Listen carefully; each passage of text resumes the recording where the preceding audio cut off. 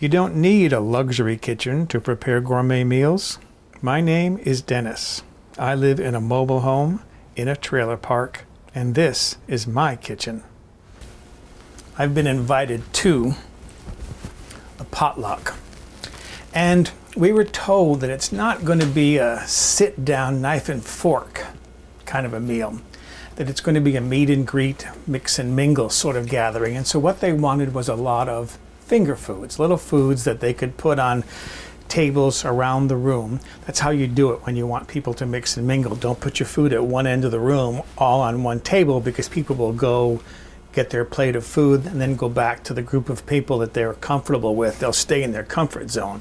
You put tables all around the room with 2 or 3 plates per table, and then people have to cross the room. That's how you get them to mix and mingle while they're getting their foods. So what I'm going to make is something that I call mini or miniature egg rolls. Back when I was in college, I had a Vietnamese girlfriend, and she taught me how to make the regular egg rolls. But for parties, occasionally, not too often, I mean, I was in college, I didn't have a lot of money, but these are very inexpensive to make, by the way. I would make these miniature egg rolls. And rather than using the regular egg roll wrappers, I use wonton wrappers. And you can get about 50 or so out of each of these packages, which is enough to bring to a party or a potluck, a gathering. So that's what I'm going to do today. But the first thing I need to do is I need to prepare the chicken. One thing I like to do to be organized is I like to assemble my mise en place. That's a French term that means to bring all your ingredients together, organized in one place, so that you have everything you need. I learned that trick from Julia Child in one of the old black and white videos. I have them on DVD from when she was doing her shows live on WGBH in Boston. And she liked to put hers on a tray. And what she would do is a quick glance at the tray would tell her whether or not she had forgotten something. I like to do it with or without the tray, because I want to make sure that I have everything I need to assemble my recipe, but I also want to make sure that I have enough of what I need. For example, when I started to do this video, I had oil, but I didn't have enough oil, so I had to go back and make another trip to the store.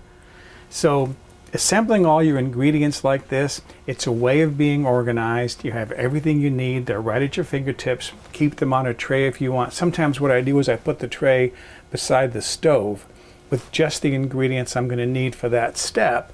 And then as I'm using the ingredients, I empty out that tray. I make sure that I put everything in my recipe. So it's a way of staying organized, making sure everything is going to go exactly the way you want.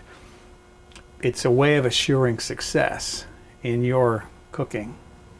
You need about 6 ounces of chicken. That's about 127 grams.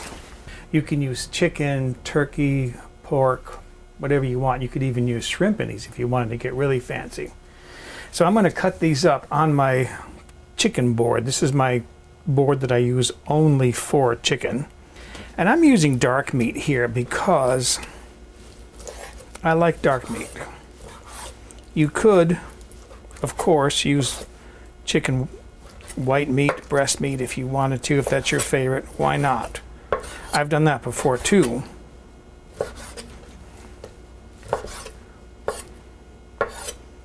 I'm just cutting these up into strips first. You could do this in a food processor. I've done it before, but I have so little to chop here, 6 ounces, that I can just do this with a knife on my chicken board. And then I'm going to start chopping these with my knife.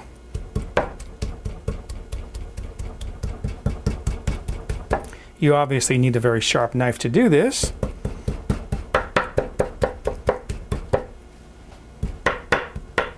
And you want to reduce this down to a texture where it's kind of the texture of like hamburger, ground meat almost. I mean, this is how they used to do this back in the old days before they had meat grinders and food processors.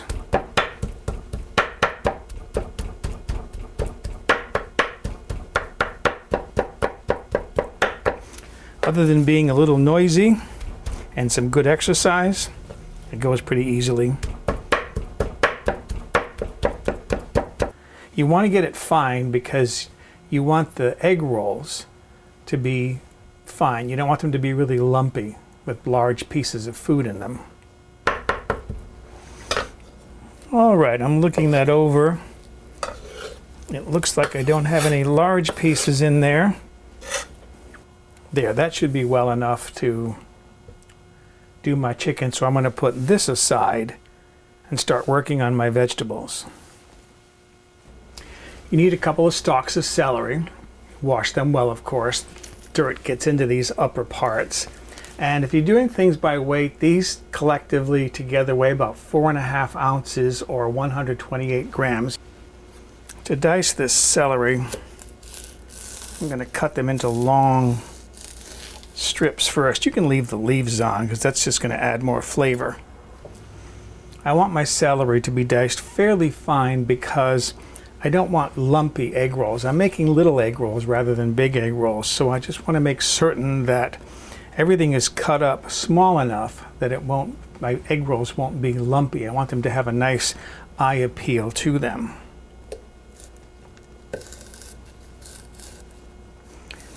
When you do this, you want to work carefully because I'm working with a very sharp knife. I do keep my knives sharp.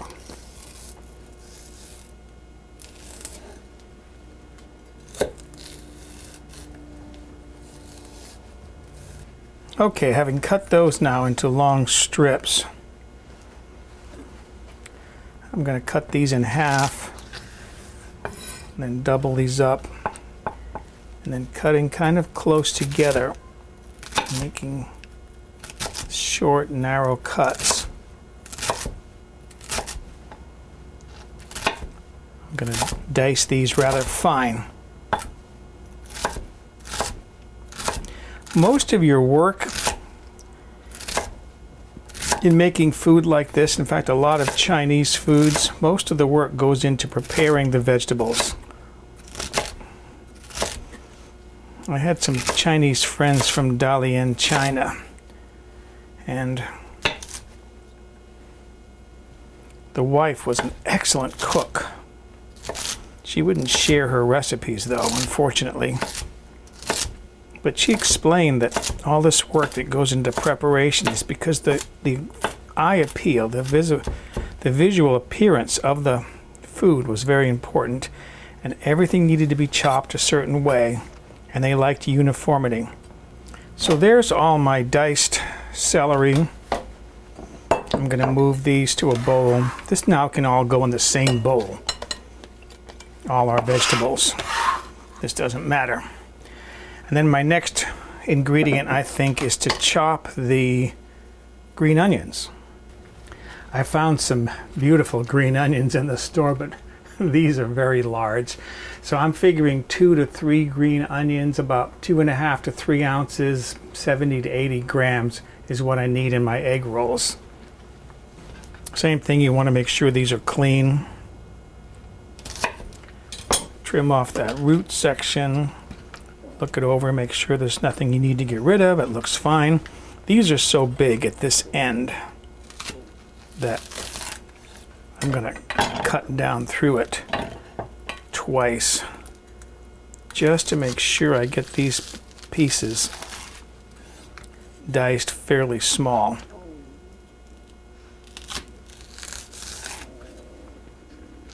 These upper ends, the green ends, those will be fine because those are just hollow leaves. But these are kind of thick down at the end here. And then just like the celery, I'm going to cut across with cuts close together to get this diced down rather fine.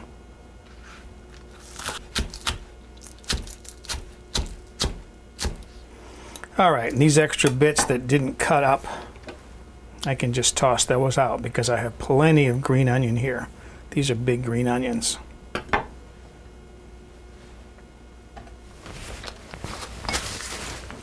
All right, same thing.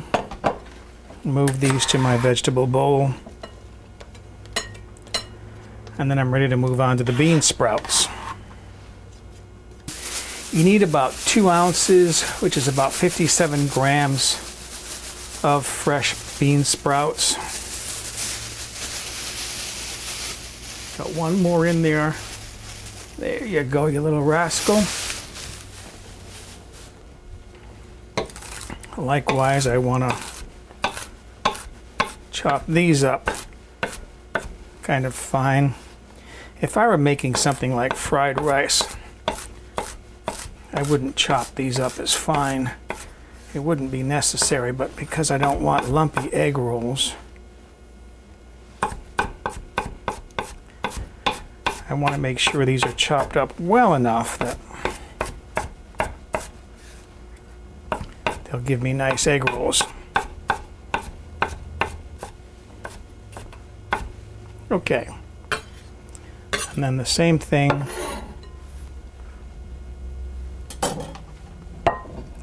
Move these to my vegetable bowl. And then I can move on to my parsley. This is where I, and a lot of cooks, depart from some of the original recipes. I'm making egg rolls, which are Eastern Asian, but it's where the expression fusion cuisine or fusion cooking comes from. It's a combination of different elements from different cuisines.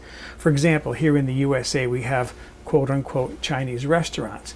Well, they use East Asian ingredients. They might cook it in a wok like the East Asians do, but they flavor it with Western flavors, herbs and spices, because that's what we're more accustomed to here in the USA. I do the same thing. I'm going to be using herbs in my egg rolls to give them a nicer flavor, a flavor that I'm more accustomed to. So I need to chop up my parsley here, my parsley leaves. So I want to just pluck my leaves off here to chop these up.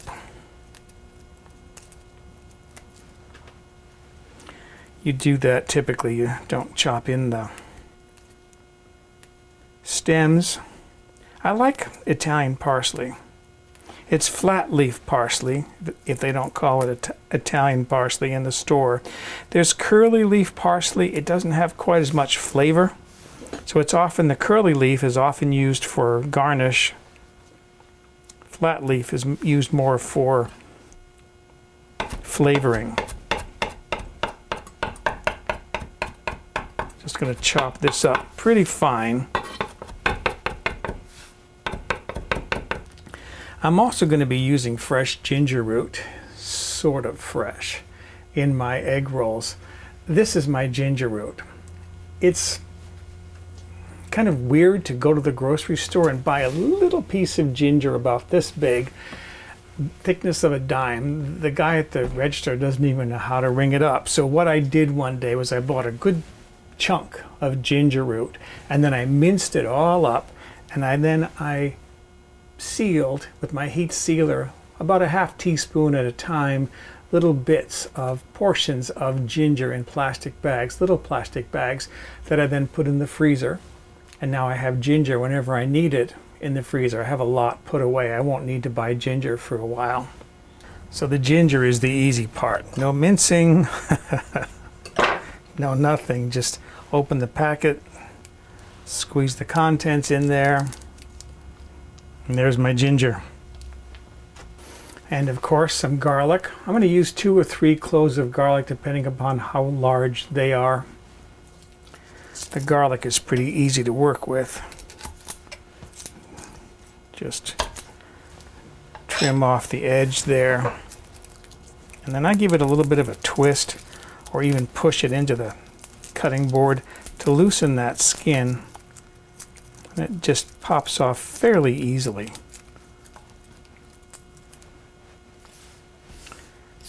Same with this one. You can even hear it popping and cracking as it's just loosening up. It's kind of like unwrapping a piece of candy. I'm only going to use a couple of cloves of garlic in this. I know people who just love garlic. They practically bathe in it. I like garlic, but not that much. So I'm going to use my garlic press rather than my knife. I'm not going to mince this with a knife. Just going to use my garlic press to get that in there. Clean this out.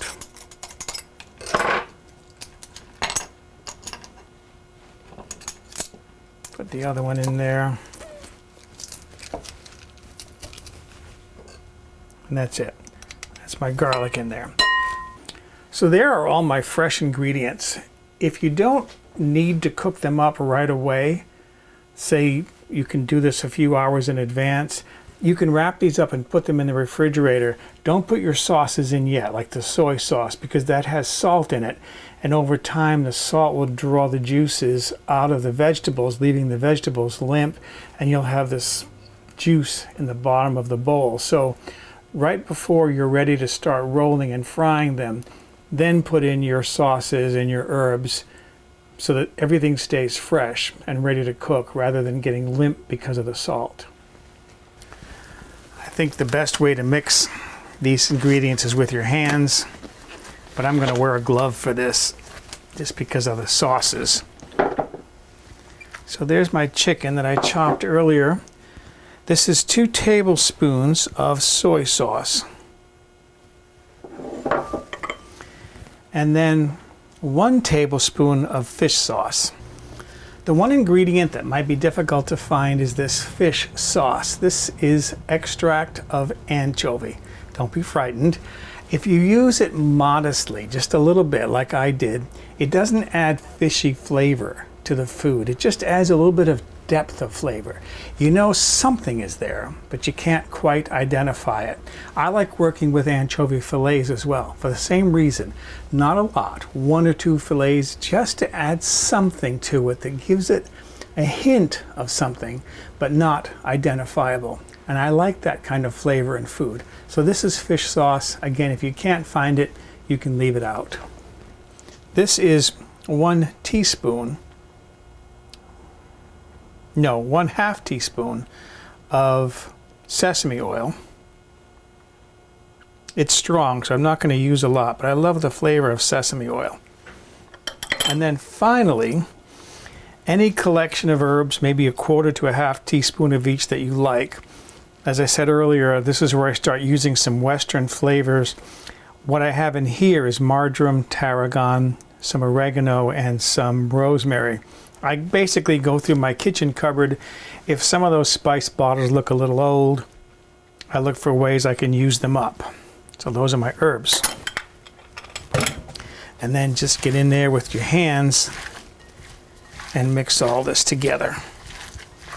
It's so much easier doing it with your hand than it is trying to do it with a spoon. Trying to get those chopped vegetables incorporated in there. Get it all mixed up. Get it on the floor, because you have to do that. I mean, that's cooking.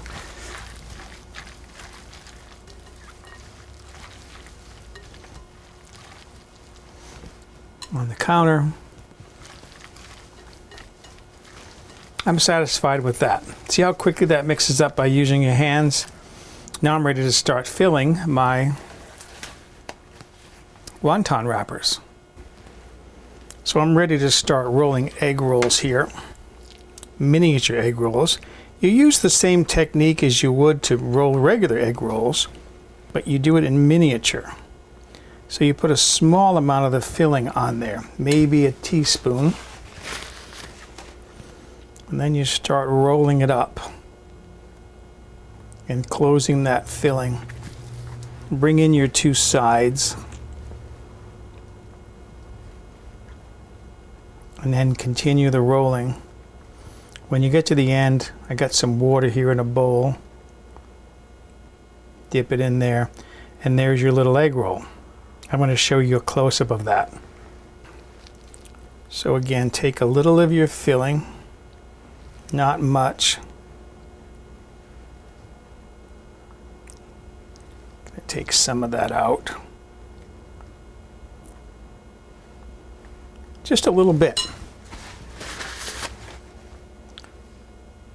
Start rolling to enclose the filling. Bring the sides in to enclose it on the ends.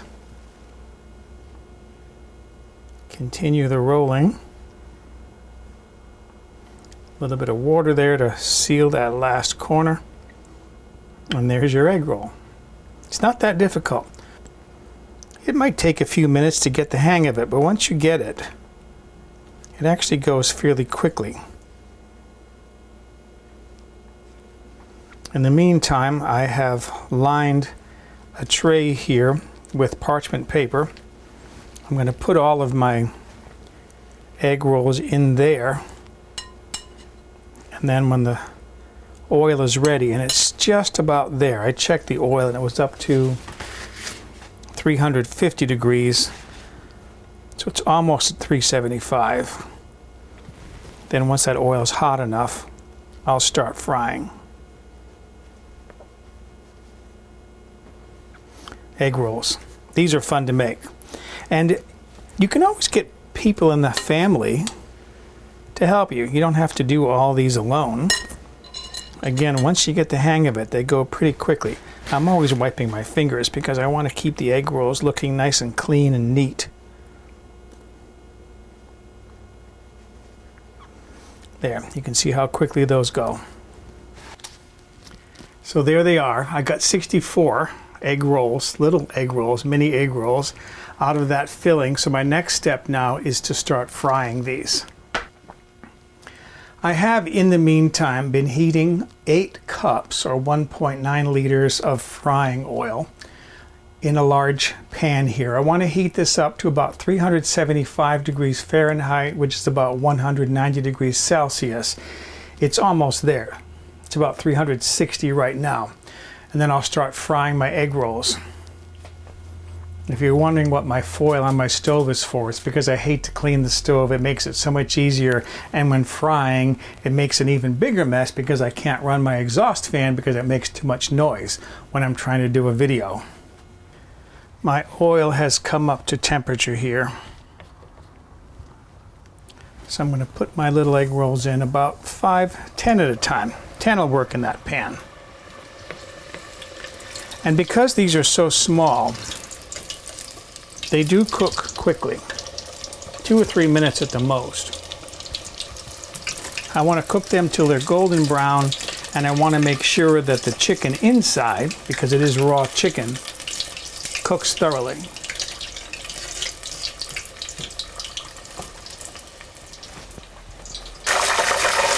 Once they start making a lot of noise, that's a good indication that they're really going. You can see how golden brown those are. I lined a tray with paper towels over here on the side. I'm going to put these on the paper towel to drain while I'm cooking more. I want you to see what they look like now that they're all fried. It is 7 minutes to 5. Thankfully, the gathering is here in the park, so I can get there in time. But I do want to taste one of these to see how they came out. I covered them with foil, but I did take out one for my own tasting.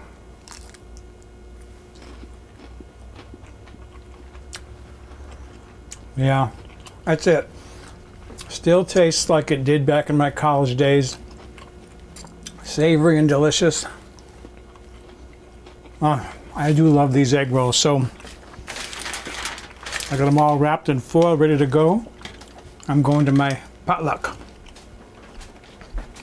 For a printable PDF copy of this recipe with step-by-step photographs, visit the White Trash Cooking website and look on the home page or in the recipe archive.